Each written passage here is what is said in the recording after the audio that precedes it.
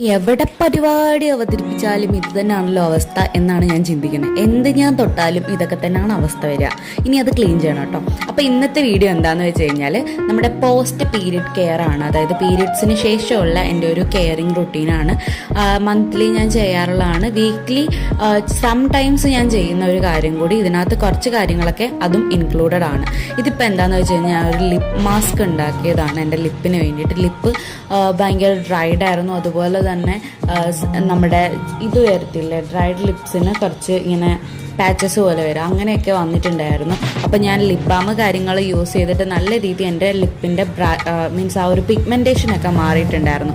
അപ്പോൾ ഞാൻ ഓർത്തു എനിക്ക് ഇടയ്ക്ക് ഞാൻ ഒരു ലിപ്പ് മാസ്ക് ഇട്ട് കൊടുക്കുന്നത് ബെറ്റർ ആയിരിക്കും എന്ന് വിചാരിച്ചു. അതിന് ഞാൻ കോഫി പൗഡർ എടുത്തിട്ടുണ്ട്. അതുപോലെ തന്നെ നമ്മുടെ ഷുഗർ ഉണ്ടല്ലോ, ഷുഗർ, അതുപോലെ തന്നെ ഒരു ലെമണിൻ്റെ ഒരു സ്പൂൺ ലെമൺ ജ്യൂസ് എടുത്തിട്ടുള്ളൂ, കുറച്ച് മാത്രം. കാരണം അധികം ആവശ്യമില്ല, നമുക്കൊരു ബ്രൈറ്റനിങ് എഫക്റ്റ് കിട്ടാൻ വേണ്ടിയിട്ടാണ് അത് യൂസ് ചെയ്യുന്നത്. പിന്നെ കോഫി യൂസ് ചെയ്യുമ്പോൾ നമ്മുടെ ടാനും കാര്യങ്ങളും റിമൂവ് ആവാറുണ്ട്.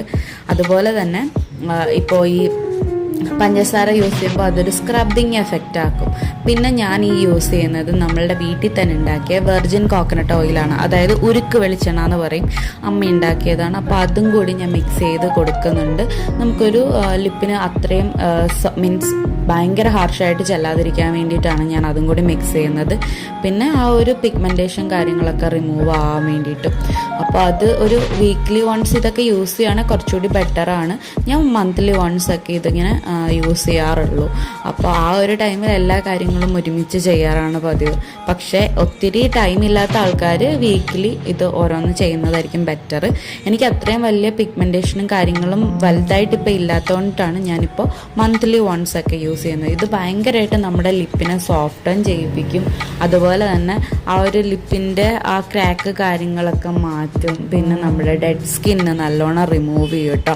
മെല്ലെ സ്ക്രബ് ചെയ്യാനായിട്ട് ശ്രമിക്കുക. ഇതിപ്പോൾ ഞാൻ സ്പീഡ് കൂട്ടിയിട്ടിട്ടാണ് ഇത്രയും ഇതിൽ ഇരിക്കുന്നത്, പക്ഷേ ഇത് മെല്ലെയാണ് ഞാൻ ചെയ്യുന്നത് കേട്ടോ. അപ്പോൾ ഇതൊരു 10-15 മിനിറ്റോളം നമുക്ക് നമ്മുടെ ലിപ്പിൽ വെക്കാം. എന്നിട്ട് നോർമൽ വാട്ടറിൽ വാഷ് ചെയ്ത് കളഞ്ഞാൽ മതി.